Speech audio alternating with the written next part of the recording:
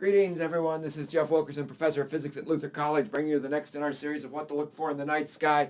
We're talking about the week of August 18th this time around. So let's start. We've got a great moon week. The moon is fading away and very little of it. So let's look at the morning of the 19th, Tuesday morning. The moon sits near Castor and Pollux, the two bright stars in Gemini, and below Castor and Pollux, you've got Jupiter and Venus. Venus is the brighter and lower in the sky of the two. I've been enjoying them a lot this week. We've had clear skies for the first time in a while to be able to get out and look at some of this stuff. So Venus sits below Jupiter. This whole region rises between 2:30 and 3:30. Venus is the latest rising of these objects that you see right there.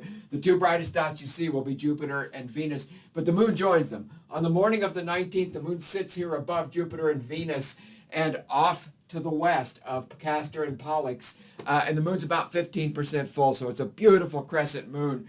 The next morning, the morning of the 20th, again, 2:30 to 3:30, watch for this to start coming over the horizon there in the east.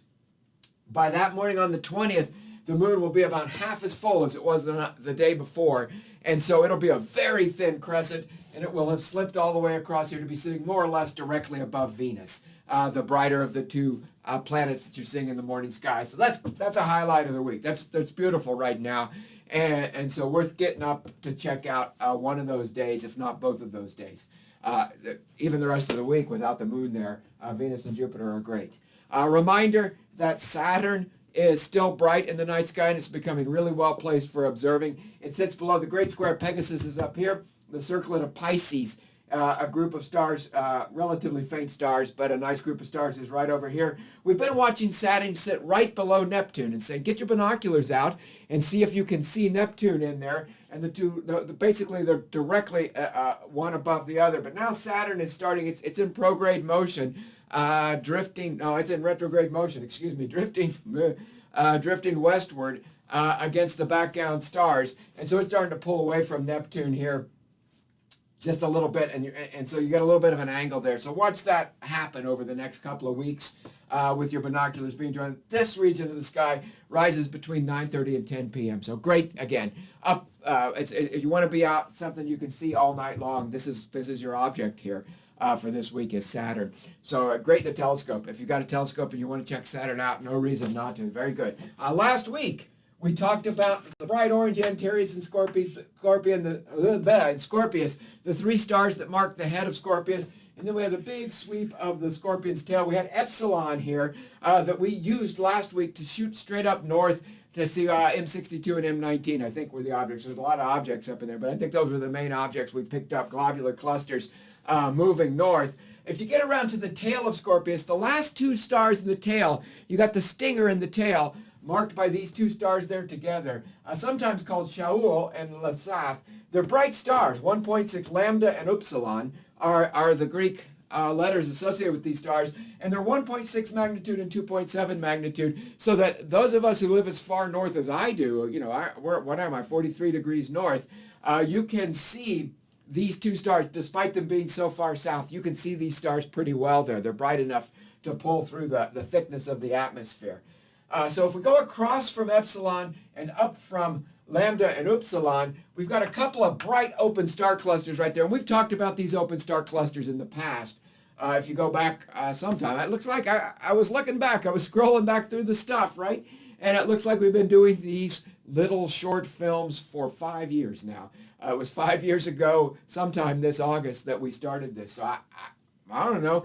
We just keep going. We're bound to repeat ourselves some, because one of the beautiful things about the sky is it just keeps coming back and keeps coming back and keeps coming back. And you get a feel for the rhythm of the coming and going of the stars.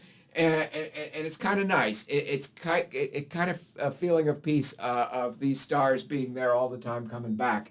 But M6 and M7, one of the first days when I was young, a long time ago, 40 some years ago, I would have been out in the country where my grandparents had lived on the farm and using a small telescope, a small cheap toy store telescope to start to learn the night sky. And I had my binoculars, and I was just watching things, just looking at the sky without any optical aid at all, and was really impressed with M6 and M7, these open star clusters climbing over the horizon. I could see them with my naked eye, and then they really popped out in the binoculars. I could barely see them with my naked eye, and with the binoculars I could see that they were these big bright objects, and then I could train my small telescope on there, and they popped into glittering array of bright stars. So I have a special affinity for these two objects. They were among the first things that I really just didn't know what I was looking for. I was just poking around and found them right here off the tail of Scorpius. The galactic center, by the way, is right up here.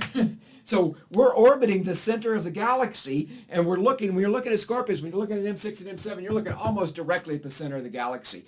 So right now, at night, we go outside, and this is, this transit's at 10 or 11 o'clock, so this is high in the sky all night long as well, pretty much as high as it gets. And you're looking straight at the center of the galaxy down here. So this is great. That's the orbital point at the center of our galaxy. We're orbiting around. So you got M6 and 7. Go out and check these out. You're taking pictures with a small telescope. You've got a smart Go-To telescope to take pictures of the sky. These are pretty good objects to take pictures of the sky. But we've got other fainter objects that are great this week as well. So you come around here to M6.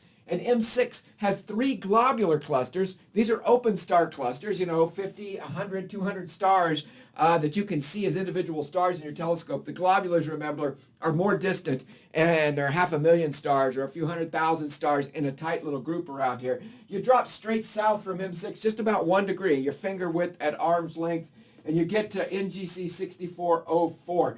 I'm sorry, the globulars down here, these are open. That's an open cluster that I know well. So this is an open star cluster, but it's a small open star cluster. And as we've talked about in recent weeks, these open star clusters, this is a star-rich region of the sky, so it's hard to pick out. It's just an increased density of stars. It's a little bit hard to pick this out. Drop a degree down this direction, we got NGC 6416, 20 arc minutes across. M6 itself was 25 arc minutes across, so they're both 1/3 to 1/2 a degree across. And so these are pretty big objects. And like I said, I could see this, and you can see it in a telescope really nicely. This one, the difference between this one and this one, why this has a Messier number, is there's about half as many stars here. So it's big, but it's not really dense in stars. You go about 2 degrees up to the northeast, and you've got another open star cluster, NGC 6425, a small open star cluster, a few arc minutes across, like NGC 6404. So you've got a couple of smaller open star clusters around beautiful M6. You've got one that's about the same size as M6, but not nearly as dense in stars. So a nice glittering of stars, but it's not as densely packed. M7 is a bigger open star cluster than M6, more sprawling. And if you drop 2 degrees south-southwest of M7, you come to globular cluster NGC 6441, and it's like the ones we've talked about in recent weeks at 3 arc minutes and 8th magnitude. It's a tight little knot, and so it's small. It's bright, but small, and you have to really work to make sure you're picking it out and seeing it against the background. What helps you here is as you're dropping down this direction, you hit the star G Scorpii, and G Scorpii, this globular cluster is almost right on top of G Scorpii. Well, really technically, from from the direction we're looking, G Scorpii is right on top of NGC 6441. And it's a 3.2 magnitude star, so it's the brightest. You go in this direction, it's the brightest star you come to as you move down that way. It's pretty bright. And so you can start poking around there and find that globular cluster right in the field with G Scorpii. So we looked at Scorpius last week. We looked at Scorpius this week. Next week, probably we'll stop looking at Scorpius and move on to some of the other delights that are in this region of the sky. So that's what we got for you. Some good planets, a little more looking at clusters in Scorpius. And as always, thanks for watching, everybody, and we hope you have a great week ahead.